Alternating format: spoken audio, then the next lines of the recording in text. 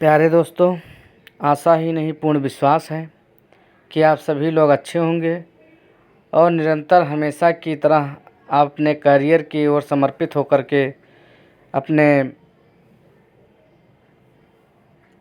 पथ को और अत्यधिक विस्तार करते हुए बढ़ रहे होंगे। आज इस जो विषय सूची है आज की, वो है कोल तथा द्रविड़ सभ्यता। कोल तथा द्रविड़ सभ्यता क्या है और कोल कौन थे, कोल की सभ्यता क्या थी, जीविका के साधन क्या थे, सहयोग का जीवन कैसा था, सामाजिक जीवन इनका कैसा था, दंड विधान क्या था और धार्मिक विचार क्या थे, और शव विसर्जन कैसे होता था। फिर तत्पश्चात बताएंगे द्रविड़ कौन थे, द्रविड़ों का देश कैसा था, द्रविड़ सभ्यता कैसी थी, और फिर जो है बताएंगे इनका निवास स्थान, जीविका के साधन, सामाजिक संगठन, धार्मिक जीवन, कला प्रेमी, राजनीतिक जीवन, भाषा तथा लिपि, निष्कर्ष। इस प्रकार से हम जानेंगे कि कोल तथा द्रविड़ सभ्यता क्या है। तो आइए हम सब शुरुआत करते हैं। और जो कि कोल तथा द्रविड़ सभ्यता का सीधा संबंध कोल कौन थे इनसे होता है। कोल भारत की एक बहुत पुरानी जाति है। कुछ विद्वानों की धारणा है कि यह लोग भारत के मूल निवासी थे और कहीं बाहर से नहीं आए थे, परंतु कुछ विद्वानों के विचार में यह लोग बाहर से उत्तर पूर्व के पर्वतीय मार्गों द्वारा भारत में आए थे। कोल लोग चाहे भारत के निवासी रहे हों और चाहे वे बाहर से आए हों, परंतु इस बात को सभी स्वीकार करते हैं कि सबसे पहले वही लोग भारत में निवास करते थे। ऐसा प्रतीत होता है कि जब उत्तर पश्चिम की ओर से द्रविड़ लोग भारत आए, तब उन लोगों ने कोलों को उपजाऊ मैदानों से खदेड़ दिया और वे लोग पर्वतीय प्रदेशों तथा जंगलों में भाग गए। यही कारण है कि आजकल भी कोल लोग ऐसे स्थानों में पाए जाते हैं। कोलों के वंशज आजकल आसाम, बंगाल, मद्रास, मध्य प्रदेश तथा नागपुर, बिहार के पर्वतीय तथा जंगली प्रदेश में पाए जाते हैं। कोलों की कई शाखाएं हैं। इनमें से कुछ तो निरे असभ्य हैं, परंतु कुछ सभ्यता की दौड़ में आगे बढ़ गए हैं। कोल लोग कद के छोटे होते हैं, परंतु नाक चपटी होती है। इनके बारे में डॉक्टर आर.सी. मजूमदार ने कहा है, जो कि इंग्लिश लैंग्वेज से संबंधित है, कि there is a general belief that all the best elements is Hindu religion and culture are divided from the Aryans, and whatever is lovely regarding our superstitions in it represents the primitive non-Aryan element mixed up with it. This view is certainly wrong, and we must admit that the Aryan religion, thoughts and beliefs have been profoundly modified by those of the Proto-Australoids and Dravidians with whom they came into contact in India, according to Dr. R.C. Majumdar. अब यहाँ पर हम आगे आप लोगों को अवगत कराएंगे कि कोल सभ्यता क्या है।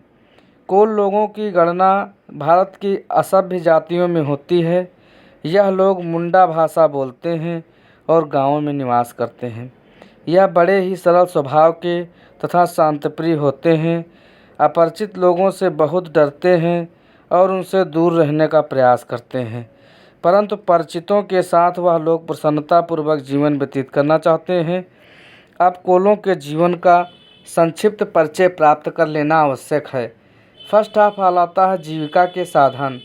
चूँकि कोल भारत के आदि निवासी थे, अतएव प्रारंभ में यह लोग जानवरों का शिकार कर तथा कंदमूल और फल खाकर अपनी जीविका चलाते थे। परंतु कालांतर में यह लोग कृषि भी करने लगे और पशुओं को पालने लगे। यह लोग धान तथा गन्ने की खेती किया करते थे और हाथियों तथा भैंसों को पालते थे। नंबर 2 पे आता है कि सहयोग का जीवन। कोल लोग संगठन बनाकर गांव में निवास करते थे और शिकार के लिए एक साथ जाया करते थे और भोजन भी यह लोग एक साथ ही किया करते थे। यह लोग बड़े ही मेल जोल के साथ रहते थे और एक दूसरे की सहायता करने के लिए हमेशा तैयार रहते थे। नेक्स्ट आता है सामाजिक जीवन। कोल लोगों में जाति प्रथा नहीं थी और न उनमें कोई वर्ग भेद था। समाज में ऊंच नीच का कोई भेदभाव न था और सभी समान समझते जाते थे। कोल लोगों को अपने बच्चों की शिक्षा का बड़ा ध्यान रहता था। यह शिक्षा व्यवहारिक होती थी और गण के एक पदाधिकारी द्वारा की जाती थी। 4th नंबर पर दंड विधान है। कोलों के अपने अलग नियम होते थे और इन्हीं नियमों के अनुसार अपराधियों को दंड दिया जाता था।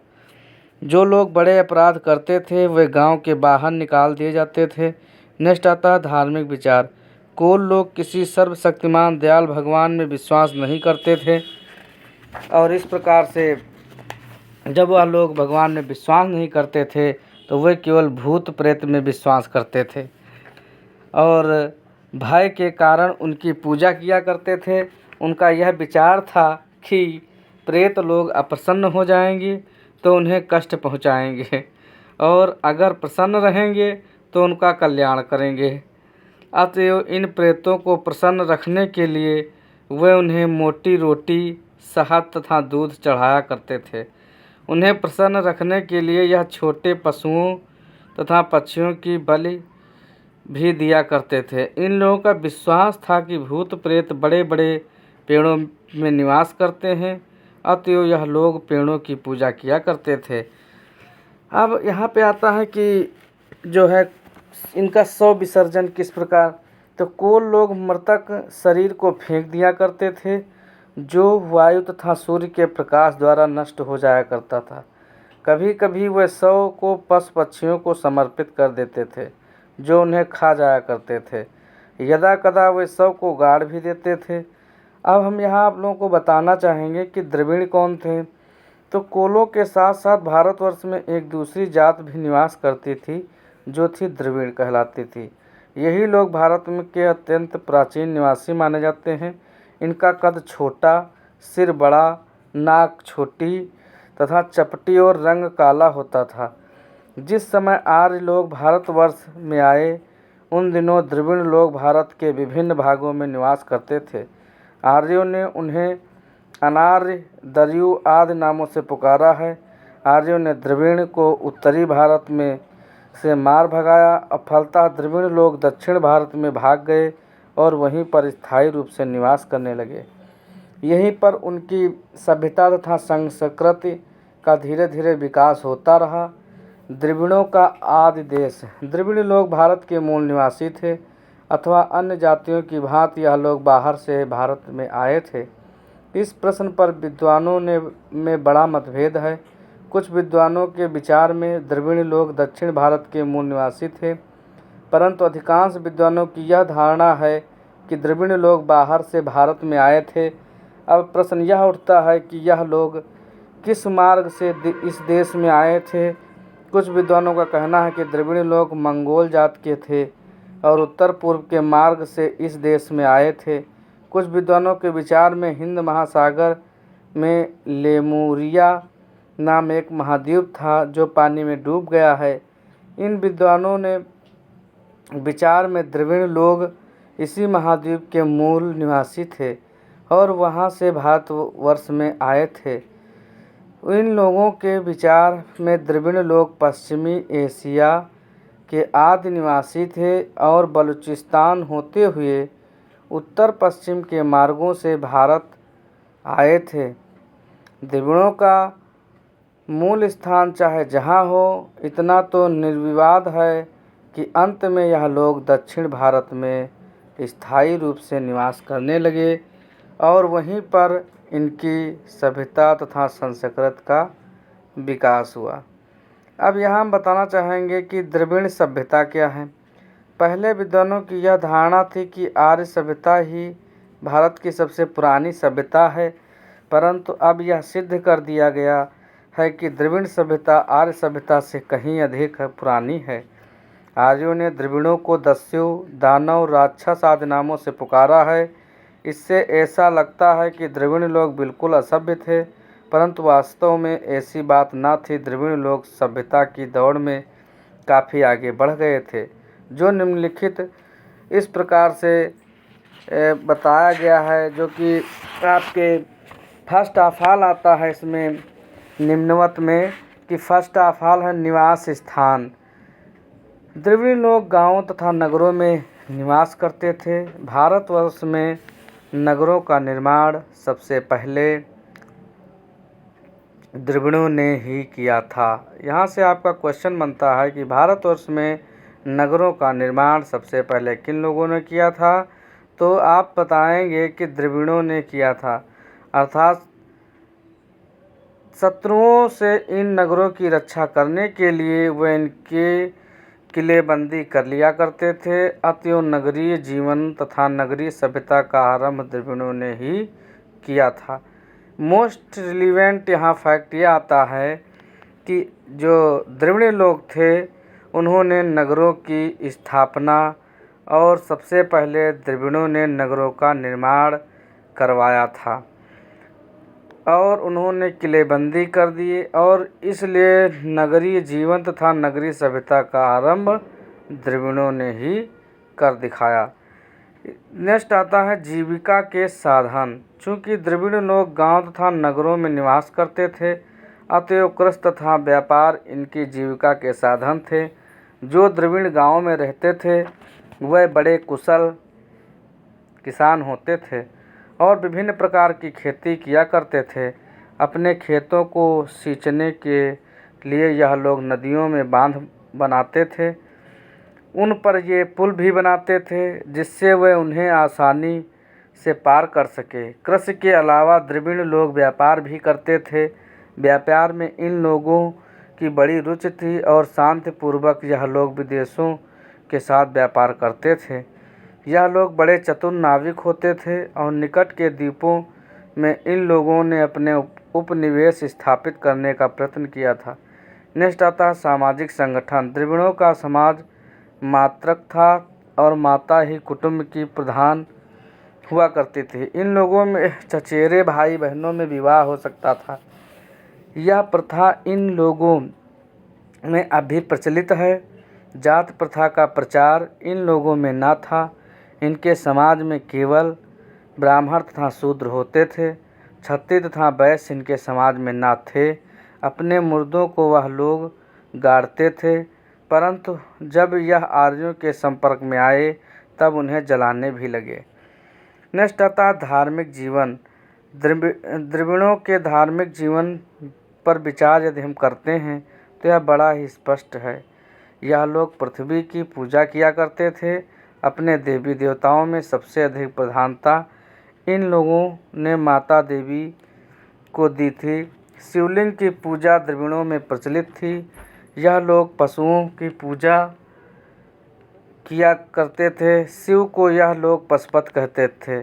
संभवतः यह लोग शेषनाग के भी उपासक थे। प्राचीन काल के द्रविड़ प्रेतों की भी पूजा किया करते थे और उन्हें बल दिया करते थे। पान, फल तथा फूल से पूजा करने की विधि संभवतः द्रविड़ों से ही आरंभ हुई। पान, फल तथा फूल की जो पूजा है वो द्रविड़ों से ही आरंभ हुई।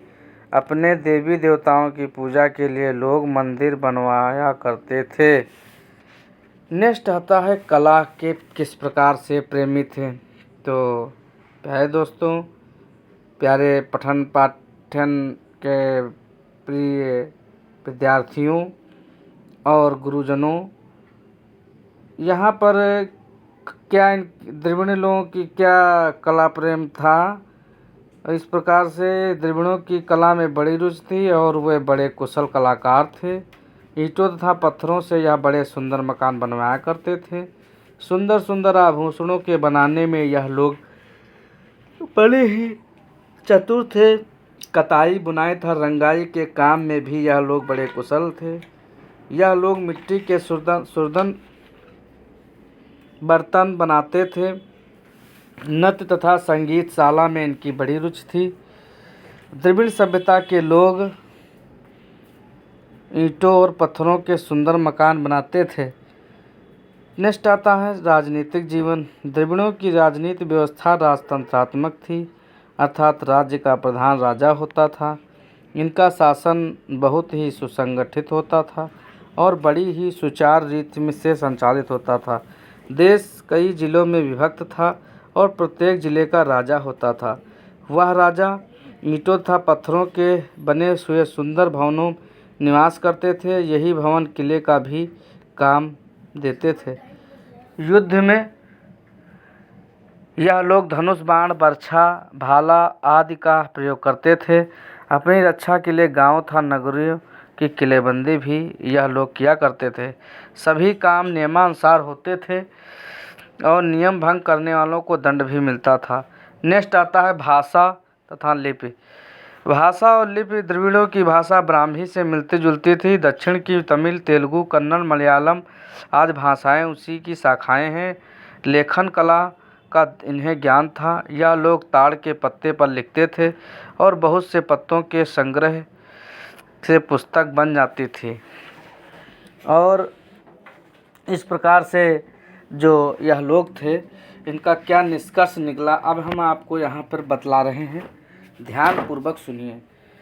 उपरोक्त जितने भी बातों को अध्ययन कराया जा रहा है, तो उसमें जो है बताया गया है कि यह स्पष्ट बात सामने आ रही है कि द्रविड़ों की सभ्यता बड़ी उन्नत दशा में थी और वह सभ्यता की दौड़ में काफ़ी आगे बढ़े हुए थे।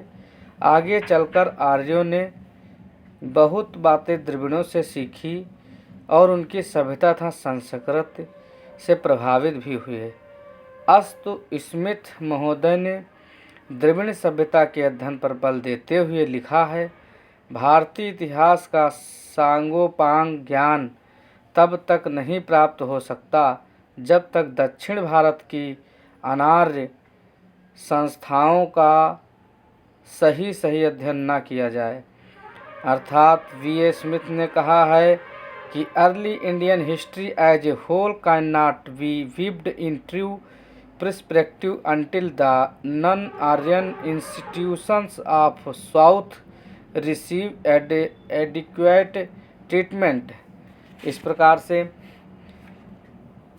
आप लोगों को जिस प्रकार हमने आपको अवगत कराया, आशा ही नहीं पूर्ण विश्वास है कि आप लोग इसे समझे होंगे। और यदि थोड़ा सा भी समझ आया है तो लाइक और सब्सक्राइब करना ना भूलें। चैनल के लिए बेल आइकन का बटन अवश्य दबा दें, जिससे समय समय पर हमारी आपकी वीडियोस पहुंचती रहें। धन्यवाद। जय हिंद, जय भारत।